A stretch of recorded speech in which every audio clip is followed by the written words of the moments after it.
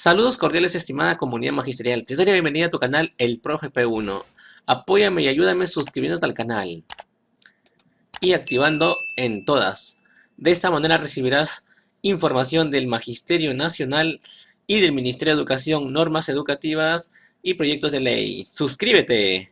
La revalorización de nuestros docentes, 35% de aumento. El 1 de noviembre nuestros docentes estaban ganando ya en la primera escala de la carrera pública magisterial, con concurso, con plaza, $1,000 mensuales. Eso en la historia del Perú no había sucedido. Meritocracia se refiere. Meritocracia absoluta.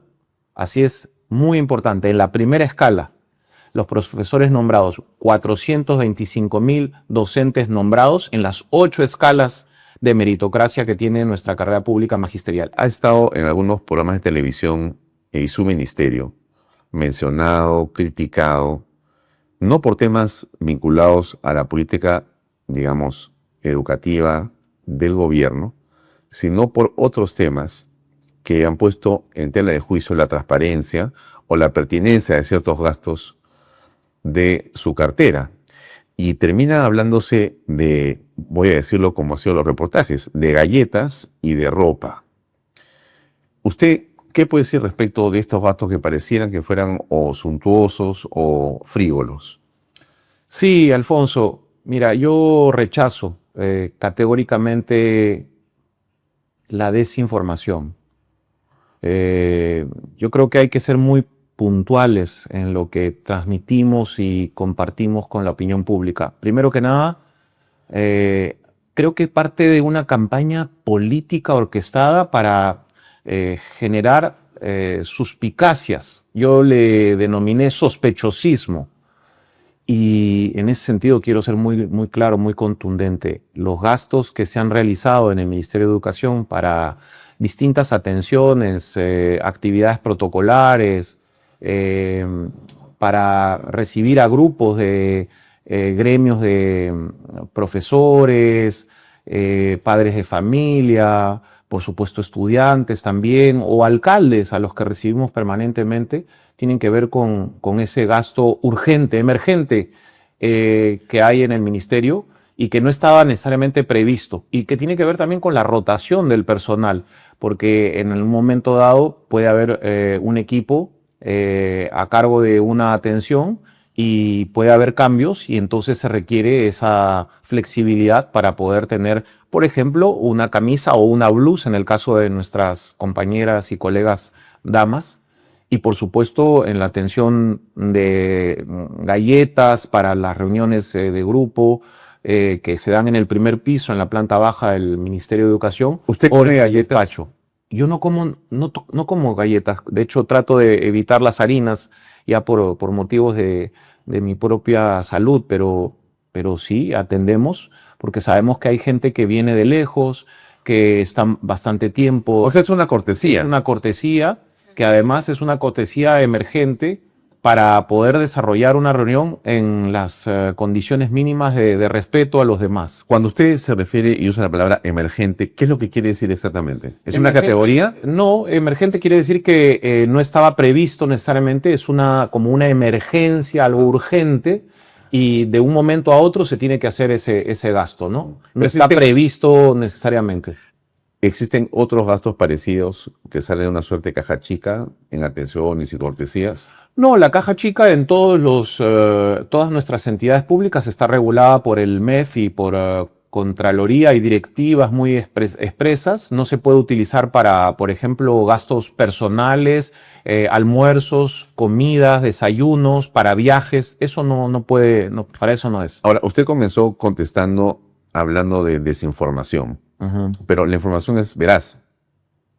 Claro, la información no solamente es veraz, sino es transparente, está publicada como corresponde. Todo el uso de la caja chica está publicado en el portal del Ministerio de Educación. ¿Qué es lo que usted, digamos, critica de ese reportaje o esa manera de tratar el tema? Y yo critico de manera muy contundente el hecho de que se plantee como una investigación periodística que sugiere algún hallazgo de algo oculto que se ha querido soslayar por parte de la autoridad en el Ministerio de Educación y un mal uso de recursos, ni lo uno ni lo otro.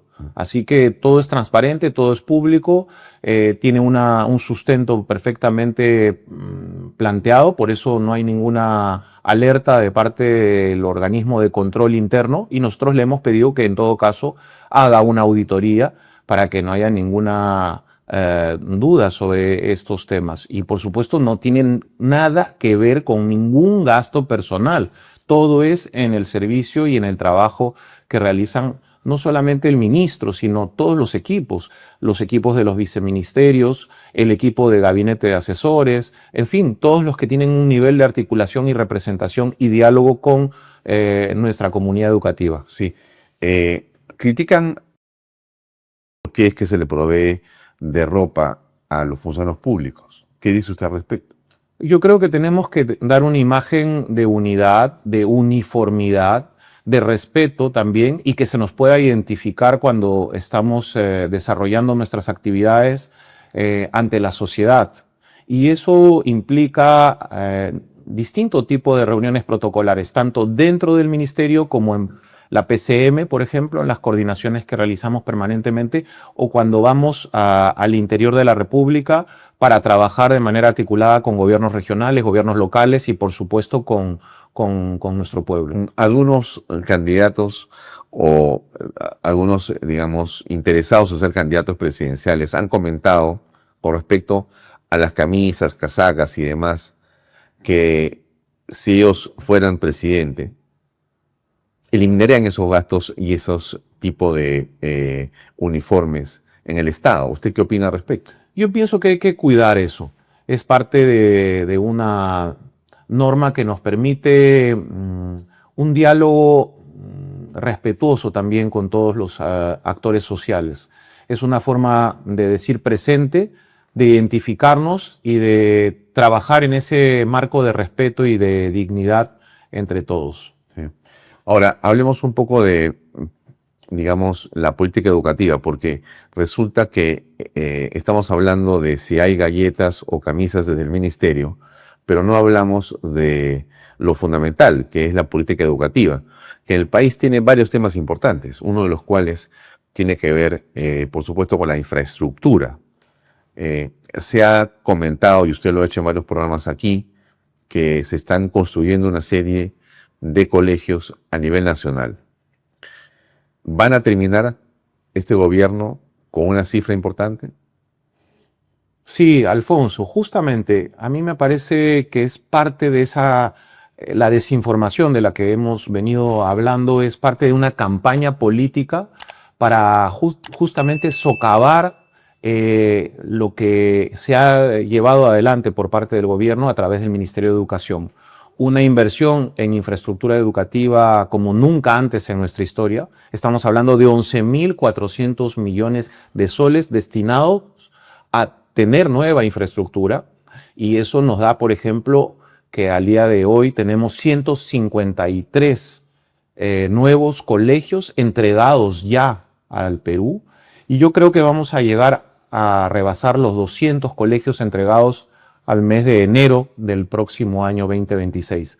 Y seguramente iremos superando esa cifra, porque la presidenta ha tomado la decisión de, en su mensaje a la Nación del 28 de julio, ampliar el proyecto especial de inversión pública y al mismo tiempo tener más escuelas bicentenario que se van a construir. 17 nuevas escuelas que nos van a dar un total ya no de 75, sino de 92. Pero la infraestructura educativa no es solamente escuelas bicentenarios, también PRONIET y es también la Autoridad Nacional de Infraestructura. Todo eso es nueva infraestructura, sin contar lo que hacen los gobiernos regionales y los gobiernos locales.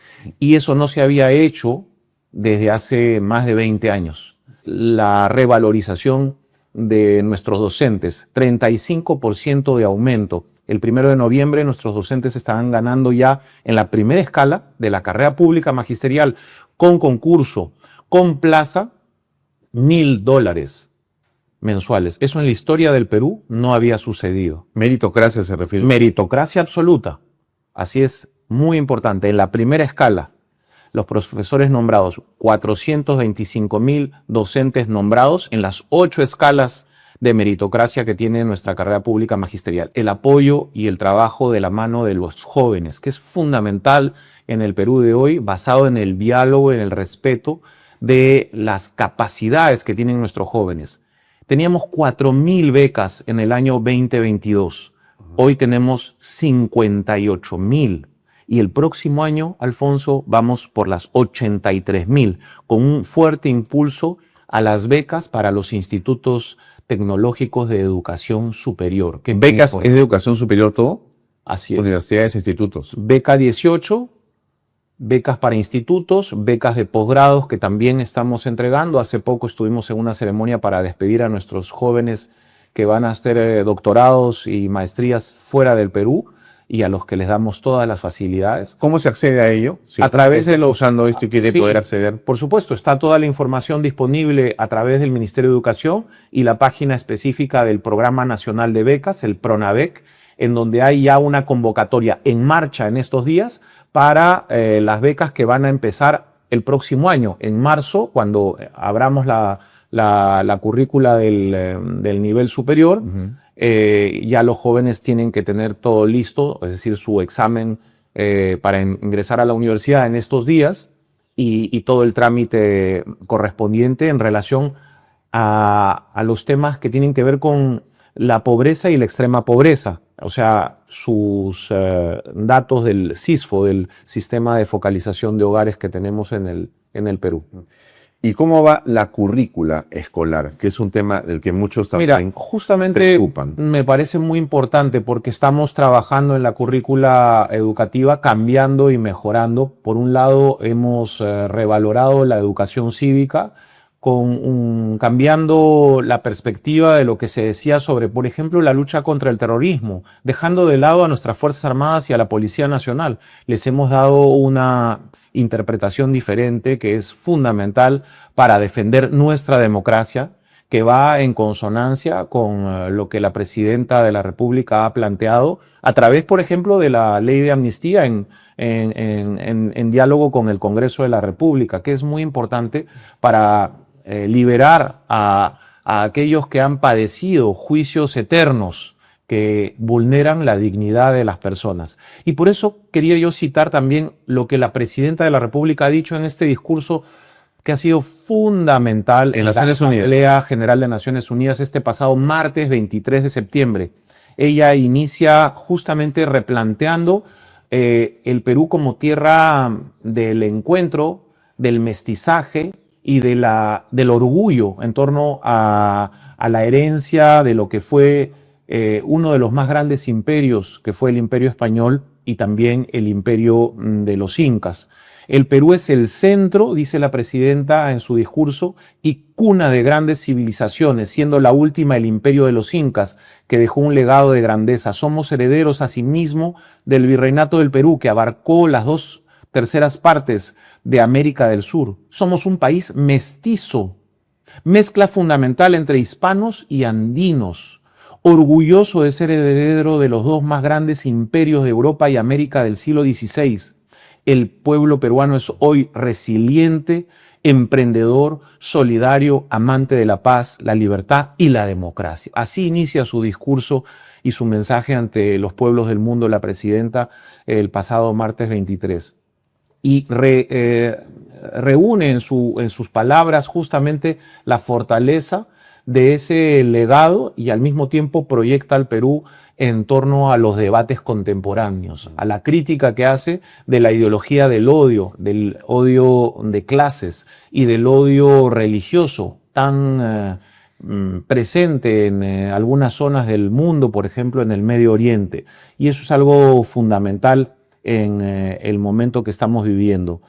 Yo creo que una de las cosas que ha dicho también la Presidenta, si me permites compartir el mensaje con la audiencia, es, por ejemplo, la reflexión es que las ideologías de odio con sus proyectos de estados fallidos que crecen como estados todopoderosos requieren para imponerse una narrativa falsa para lograr su objetivo por medio de la violencia que en el poder aplasta las libertades, a la prensa y a la oposición democrática, viola los derechos humanos y da inicio al control, confiscación y expropiación de las empresas privadas, creando una burocracia corrupta que destruye la economía, la sociedad y la moral pública. El primer paso para todo ello es la construcción de un relato en el que se miente, se engaña y se manipula. La ideología del odio de clases es muy hábil, dice la presidenta, en trastocar la realidad y construir falsos relatos, pues utiliza el método totalitario de repetir ad infinitum una mentira, como se hiciera en el mundo antes de la Segunda Guerra Mundial y como se viene haciendo nuevamente, porque el totalitarismo se renueva, se presenta con otros rostros, por lo que sigue siendo una grave amenaza para los países y para el mundo. El cínico relato se ve reforzado por el intervencionismo en los asuntos internos de los países, apoyando y difundiendo falsedades para destruir la democracia y eliminar la libertad. La historia del Perú que se ha venido enseñando en los colegios, ¿ha sido cierta, manipulada, ha sido falsa? ¿Qué cree, ministro? Mira, yo creo que tenemos que trabajar con nuevas perspectivas de nuestra historia y eso es lo que estamos haciendo desde el renovado currículo educativo que se está mejorando. Estamos perfeccionando justamente ese enfoque que nos permite tener una mirada que nos permita sentirnos orgullosos de ser peruanos, orgullosos de lo que ha significado, por ejemplo, el liderazgo de Pachacútec, también el trabajo tan fuerte que construyó nuestra sociedad durante el virreinato y que nos ha permitido tener un lugar especial en el mundo, no solamente la cuna de civilizaciones del pasado, no es solamente un tema arqueológico, sino es una proyección de lo que es ese mestizaje del que también habla la presidenta, porque en el Perú conviven en paz todos los pueblos del mundo con distintas raíces que han constituido lo que podríamos denominar una raza peruana con nuestros pueblos originarios. Y esa es la mirada que queremos darle también a nuestra historia en la nueva currícula educativa que estamos terminando de trabajar desde el Ministerio de Educación. Regresemos un poco a la política. Lo he escuchado defendiendo al ministro Santibáñez. ¿Va a continuar esa defensa? ¿Están ustedes esperando que se produzca una interpelación y que no proceda una censura? ¿Hay confianza? Lo que estamos diciendo es que, por un lado, se han dado los descargos. Creo que se tiene que cuidar en todo momento, incluso con el Congreso y respetando las atribuciones del Poder Legislativo, digamos, el debido proceso, siempre.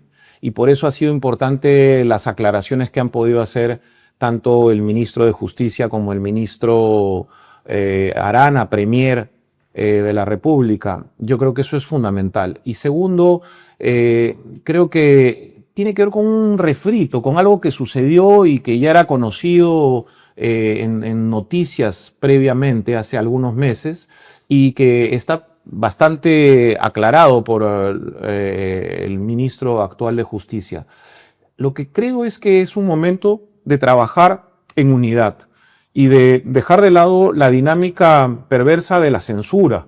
Estamos en una etapa, digamos, de conclusión de los principales objetivos del gobierno de la presidenta Dina Boluarte, y también creo que el Congreso tiene que poder plantear todos sus esfuerzos y su mejor esfuerzo para ir definiendo y redefiniendo el nuevo escenario político. Por ejemplo, me refiero a la bicameralidad. Sí. Hay que ahí definir algunas cosas y ese esfuerzo legislativo no es menor porque requiere de lo que se denomina la ingeniería constitucional como un elemento fundamental. Entonces, mi llamado a la unidad en relación a los objetivos comunes, a también transmitirle a la población los logros de lo que ha significado este momento de clave para la historia del Perú, porque hemos recuperado la estabilidad para los peruanos, para los ciudadanos y para la democracia.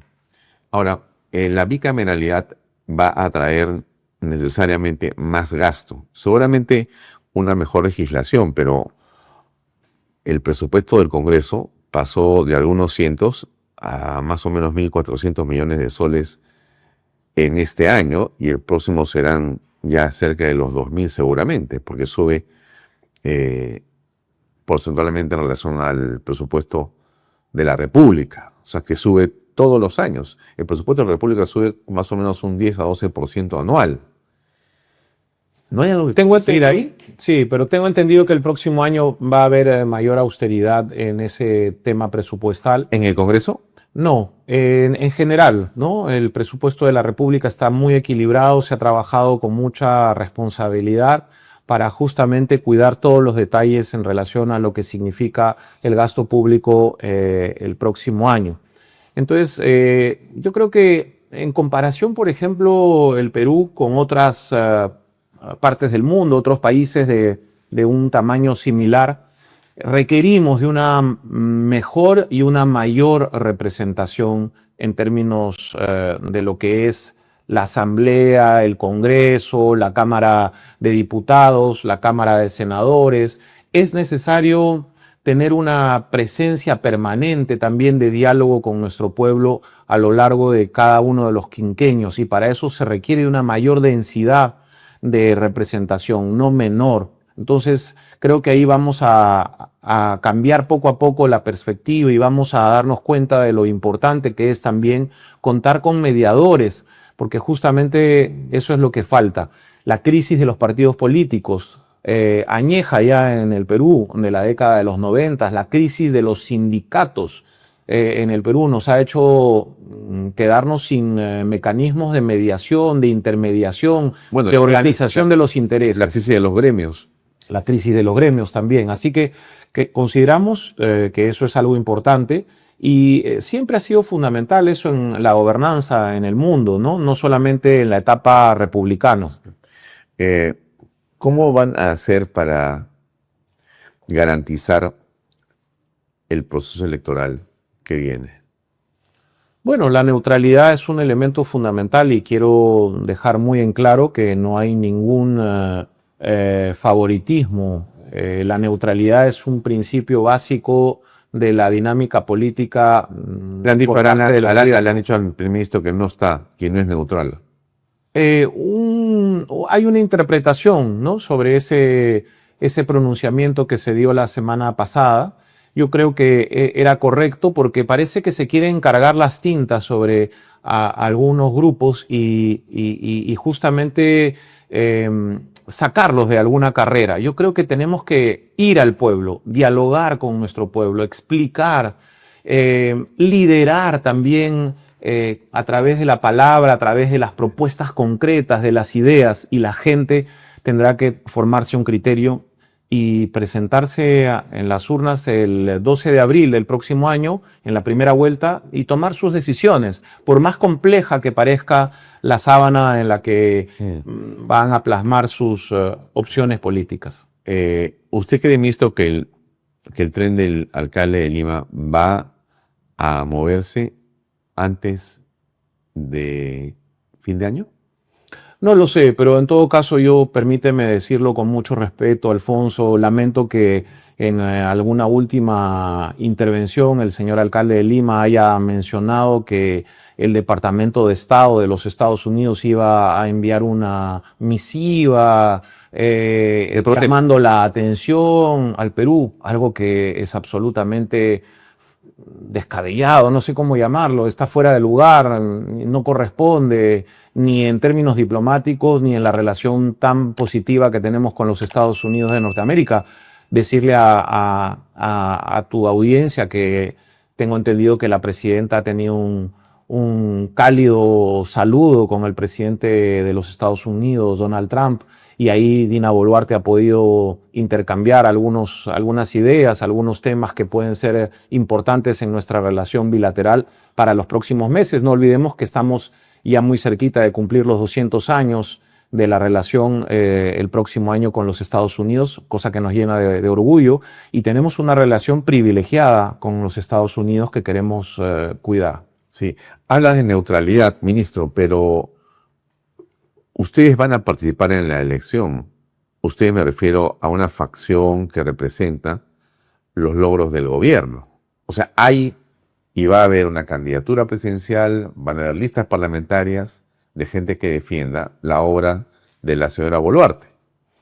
No, yo creo que hay ciudadanos que en la defensa de las libertades, de lo que ha representado también expresar una mirada diferente y renovada ante lo que sucede en el Perú, frente a lo que significó ese mal manejo de la cosa pública por parte de la mafia caviar durante mucho tiempo y que se incrustó en ámbitos de la administración de justicia.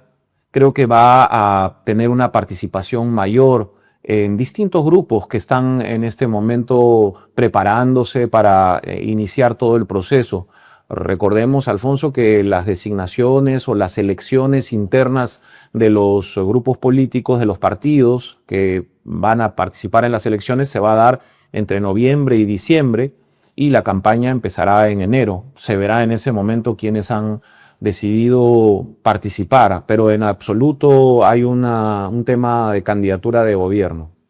La doctora Delia Espinosa, que ya no está, ¿era parte de esa mafia caviar?